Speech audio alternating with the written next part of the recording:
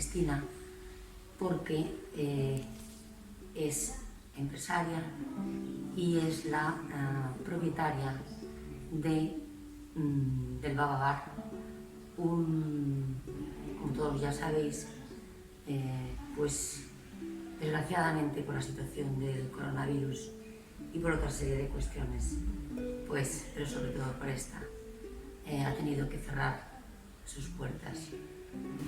El Baba Bar era un proyecto cultural que estaba funcionando bien, que a mí me apasionaba, pero desgraciadamente cerrados desde el mes de marzo y sin perspectivas de abrir inmediatamente y sin ayudas institucionales, eso hay que decirlo, porque sí que hay promesas, pero ayudas no llegan, pues es inviable continuar esto. Y yo creo que estos espacios culturales tienen que estar cuidados y mimados por las instituciones.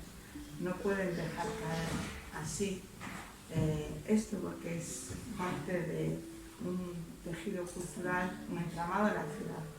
Tenéis un hashtag que se llama o nos unimos o nos hundimos. Sí, sí.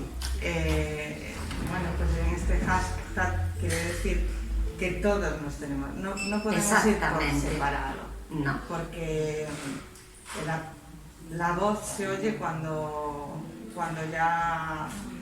somos muchos.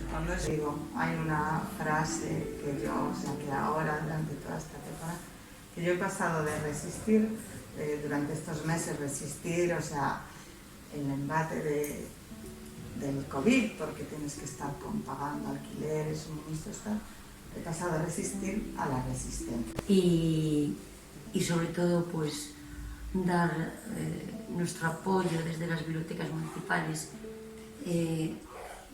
a Cristina en particular, para decirle que estamos aquí y a todo el sector que lo está pasando mal. Muchas gracias y muchos besos para todos y cuidaros.